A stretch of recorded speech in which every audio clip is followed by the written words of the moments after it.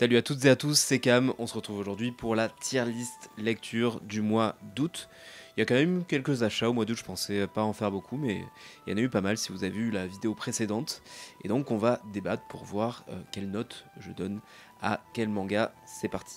Et on commence avec du très très lourd, avec le retour de Blue Giant avec la saison 3. Blue Giant Explorer. Et comment dire, c'est excellent. Tout simplement, il n'y a rien à dire. En fait, je pense qu'on part sur une saison encore mieux que les deux autres, de ce que je peux voir dans ce tome 1. Donc sans spoiler, hein, là on est sur l'arc des États-Unis. Donc Dai Miyamoto va aux États-Unis justement pour découvrir le jazz aux États-Unis.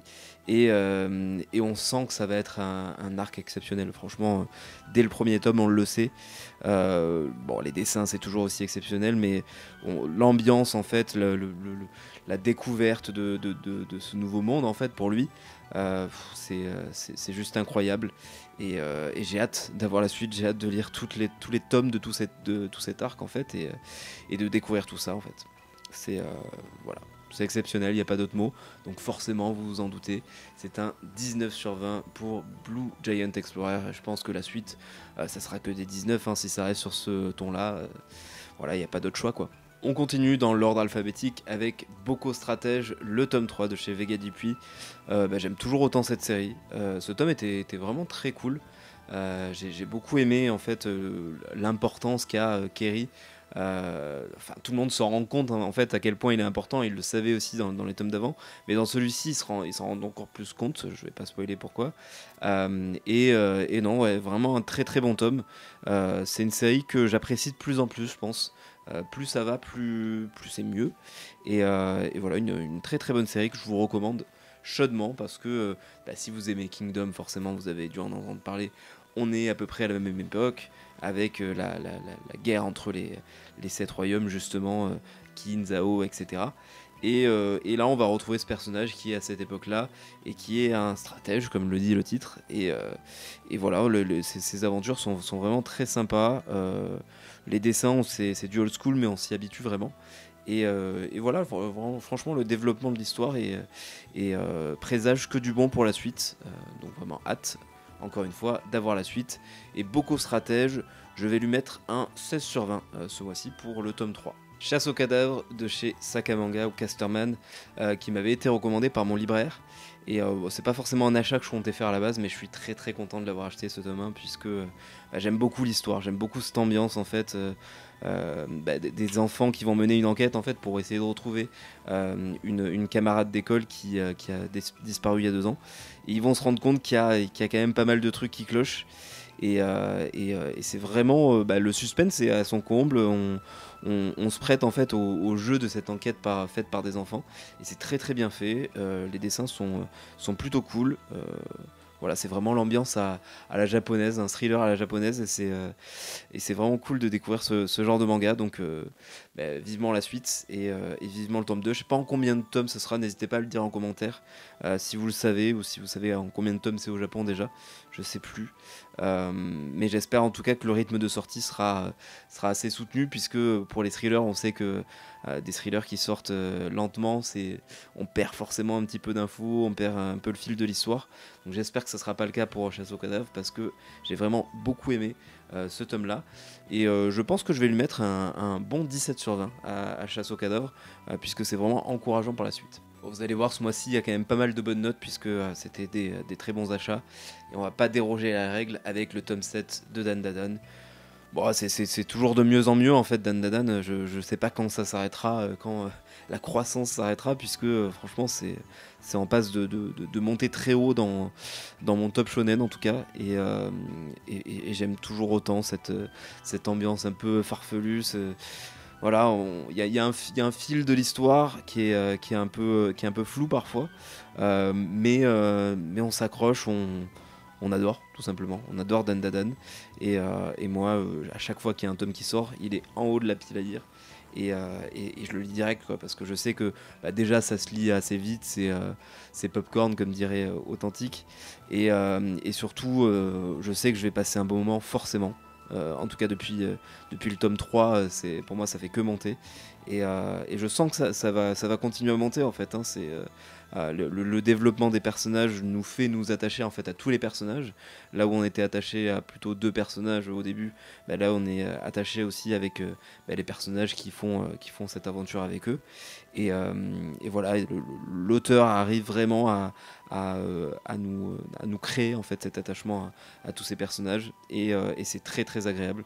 Donc lisez Dan Dadan. Si vous avez abandonné au tome 1, au tome 2, reprenez Dan Dadan parce qu'il ne faut pas abandonner, il faut persévérer et vous allez kiffer forcément. Dan Dadan, je vais lui donner un 17 sur 20 ce mois-ci. Le tome 9 de Frieren, Frieren qui est une série que j'apprécie beaucoup. Ce tome 9 était un petit peu en dessous pour moi. J'ai un peu moins accroché à la trame en fait de ce tome là. Je sais pas si c'est parce que j'avais d'autres très bonnes lectures que j'ai fait avant, après, etc. Mais c'était un petit peu plus poussif la lecture honnêtement de ce tome 9.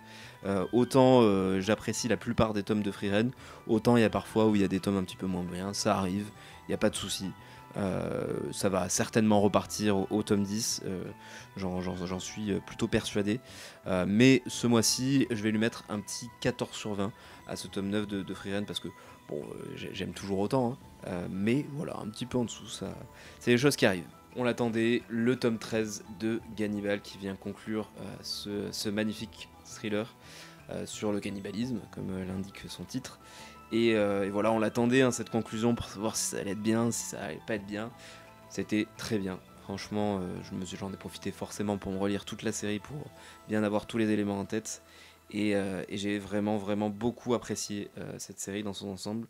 Ah, je remarque qu'il y a un petit coup de cutter sur mon tome collector. Bon, c'est pas très grave. Mais vraiment, vraiment une très très bonne série que je recommande chaudement. Hein, si vous connaissez pas l'horreur dans le manga, si vous avez encore jamais vu le thriller, tout ça, bah, allez-y parce que c'est un très bon titre pour découvrir tout ça. Et bon, les dessins sont exceptionnels, l'histoire est exceptionnelle. Voilà, franchement, c'est à peu près un sans faute. Il y a juste un petit moment dans Gannibal où, vu que les tomes, même s'il y avait un bon rythme de sortie, forcément ça sortait à quelques mois d'écart, on pouvait se perdre dans les informations, dans les personnages, etc. Mais en relisant tout, en se lisant tout d'affilée, le manga est vraiment très très bon. Et ce tome 13 vient très très bien aussi conclure cette série. Donc je vais lui donner un très bon 17 sur 20 à Gannibal. Je vous l'avais dit dans la vidéo précédente, j'ai découvert ce mois-ci le dernier manga que je n'avais pas encore découvert de Shuzo Oshimi. Et ben c'est toujours aussi bon. Franchement, Shuzo Oshimi, j'ai le full set et le full set est parfait. Honnêtement, il n'y a pas un manga qui est pas bon. Tout est bon à garder. Franchement, j'aurais même du mal à faire un classement. Je pense que les liens du sang restent quand même un petit peu au-dessus. Mais tous les autres sont vraiment très très très bons mangas. Et celui-ci j'ai vraiment beaucoup aimé, donc sur le thème des vampires, mais ça passe vraiment bien, puisque si vous n'aimez pas les vampires, vous non plus, eh bien sachez que moi non plus, et c'est ce qui me faisait un petit peu peur avec ce manga au début, mais plus je connaissais le style de Shuzo Oshimi, plus je savais qu'il allait quand même nous pondre quelque chose de très très bon, et c'est le cas de Happiness. Lisez du Shuzo Oshimi, allez-y, parce que franchement, déjà ça se lit à une vitesse folle, sans pour autant se dire que c'est un manga bâclé, etc. C'est juste que Shuzo Oshimi, il transmet tout avec les expressions des visages, avec ses dessins, tout simplement. Il n'a pas besoin de beaucoup de texte pour qu'on sache ce que ces personnages ressentent. Et ça, c'est ça qui est fort, c'est ça qui est la force, en fait, de Shuzo Oshimi. Et celui-ci ne déroge pas à la règle, puisqu'on a encore une fois très peu de texte, mais une histoire très très profonde. Et voilà, on adore. Donc Happiness, ça va aller avec un bon 17 sur 20. Hein. Décidément, il y a beaucoup de 17 sur 20 ce mois-ci, mais c'est qu'il y a de très très bons mangas dans la pile de lecture aussi. Ce mois-ci, c'était les retrouvailles avec ma chère Isabella Bird, que j'avais quitté depuis très longtemps, puisque le tome 9, j'ai l'impression que c'était il y a 6 mois, 8 mois, je sais pas, voire plus. Voilà, m'avait manqué quoi, ces histoires m'avaient manqué et je suis très très content d'avoir lu ce tome 10 puisque on reste dans la même vibe quoi de Isabella Bird, c'est toujours aussi bien, c'est toujours ça maîtrise toujours autant le slice of life. On a des petits dramas, on a des belles planches avec des beaux paysages, on a des belles relations entre les personnages. voilà, ou des relations pas terribles des fois aussi, hein. Mais voilà, on a un bon flashback sur un petit peu l'antagoniste, on va dire, hein, de Isabella Bird, et ça permet de donner beaucoup plus de profondeur à ce personnage dont on entendait parler depuis le début, mais qu'on ne connaissait pas vraiment. Et bon, bah, c'est toujours aussi agréable. Moi, c'est un de mes slice of life préférés, et je vous le recommande vraiment. C'est vraiment un très beau manga. Qui est en plus inspiré d'une histoire vraie, donc ça donne encore plus, je trouve, d'intérêt à l'histoire. Et je vais le classer en 18 sur 20, je pense. Isabella Bird, ce tome 10, parce qu'il était vraiment, vraiment bon. Je pense que c'est un des meilleurs de la série, hein, honnêtement. Vous savez que j'adore Jiro Taniguchi, et je suis obligé de continuer toutes ses œuvres, il y en a beaucoup. Mais en tout cas, je continue dans cette collection-là, chez Saka, donc Casterman. Qui est une superbe édition, un petit peu chère, comme je le disais sur la vidéo précédente, 25 € là, le tome quand même. C'est un petit investissement, mais ça vaut le coup. Je la trouve magnifique. Et bah, ce qu'il y a à l'intérieur, j'adore aussi, hein, puisque Jiro Taniguchi, c'est du slice of life, tout simplement, avec des dessins magnifiques, avec une façon de raconter les choses absolument impeccable. Et voilà, je sais pas, il y a quelque chose qui se dégage en fait de tout ce que fait Jiro Taniguchi, quelque chose que je saurais pas décrire. C'est apaisant, à la fois c'est hyper intéressant, c'est passionnant, malgré le fait qu'il n'y ait pas d'histoire, on va dire, forcément qui peut passionner beaucoup de monde à la base. Là, il raconte un petit peu la vie de son père, hein, le fait qu'il ait plus de contact avec son père jusqu'à sa mort, en gros, et il va replonger en fait dans son passé. C'est ça un petit peu Jiro Taniguchi, c'est de l'introspection et du voyage dans le passé. C'est-à-dire que les personnages vont pas forcément voyager littéralement dans le passé, mais ils vont se souvenir en fait de ce qui s'est passé dans leur enfance, etc. Et c'est assez autobiographique, hein. Souvent ça décrit vraiment Jiro Taniguchi quand il était enfant, ado ou adulte. Et c'est ça qui donne aussi cette touche de voilà, de ce petit plus en fait à Jiro Taniguchi. Et moi j'adore, je suis toujours aussi fan. Donc là j'ai continué avec Le Journal de mon père. J'espère acquérir prochainement Gourmet Solitaire, je crois que ça s'appelle. Et puis d'autres œuvres de Jiro Taniguchi pour continuer ma découverte de cet auteur que j'adore. Vraiment, sincèrement. Et je vais lui donner un 18 sur 20 au Journal de mon père. À l'instar d'Isabella Bird, une série qui n'est pas sortie depuis longtemps, Les Enfants d'Hippocrate, le tome 7. Ça faisait vraiment longtemps, je trouve, qu'on n'avait pas eu de tome, et je me rendais pas compte en fait à quel point ça m'avait manqué, parce que quand j'ai lu en fait pour la première fois ce tome 7 des Enfants d'Hippocrate, je me souvenais plus à quel point c'était bon en fait les Enfants d'Hippocrate. Alors est-ce que c'est ce tome qui est génial, ou est-ce que c'est la série qui l'est? Il me semble que la série était vraiment très bonne, mais en tout cas j'ai l'impression que ce tome était vraiment exceptionnel. Voilà, je sais pas trop quoi dire. Ouais, je suis assez surpris en fait de cette lecture. Et d'ailleurs, quand j'ai acheté tous mes tomes ce mois-ci, Les Enfants d'Hippocrate étaient plutôt vers la fin de la pile de lecture, honnêtement, parce que je me souvenais pas forcément du manga en lui-même.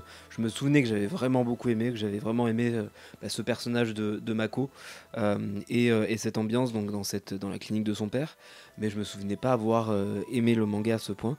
Donc ce que je vais faire, c'est que je pense que dans pas longtemps, alors il va y avoir le tome 8 qui va sortir, ou le mois prochain ou le mois d'après, je vais en profiter pour me relire toute la série, pour vraiment me souvenir si j'adorais à ce point, ou si c'est vraiment ce tome qui était très bon. Mais en tout cas, ce tome 7, je vais le classer à 18 sur 20, parce que vraiment c'est une de mes meilleures lectures de ce mois-ci. Voilà, Les Enfants d'Hippocrate. N'hésitez pas à le lire, c'est par l'auteur du Bateau de Thésée, et c'est vraiment, vraiment génial. Ce mois-ci, j'ai également lu le préquel de Litchi Ikari Club, notre Ikari Club, et j'ai beaucoup apprécié, parce que ça nous donne un petit peu plus de profondeur à tous les personnages qu'on nous présente dans Litchi Ikari Club. Alors dans Litchi Ikari Club, c'est très bien fait, puisqu'on arrive quand même à déceler qui était le personnage, un petit peu un bout de son histoire, etc. Mais il manquait quand même un petit truc, parce que moi j'adore cette histoire de Litchi Ikari Club, et j'avais envie d'aller un peu plus en profondeur sur chaque perso, et c'est ce qui est fait dans les 2 tomes du coup de notre Ikari Club. et je trouve ce préquel très utile. On va pas forcément avoir le même intérêt que pour Litchi Carry Club, mais pour ceux qui ont aimé Litchi Carry Club, bah, prenez notre Carry Club, puisque c'est vraiment un très bon complément. Et moi j'ai beaucoup apprécié, j'ai mis du temps à l'acheter parce que j'avais entendu des avis un petit peu divisés sur le fait que c'était utile ou pas. Bah, en tout cas pour moi ça l'a été. Et vraiment c'est un bon achat et voilà, j'aime toujours autant le style de Ousamaru Furuya bien sûr, et très content d'avoir pu retrouver cet univers de l'Ichi Carry Club parce que j'aime beaucoup cet univers, hein, tout simplement.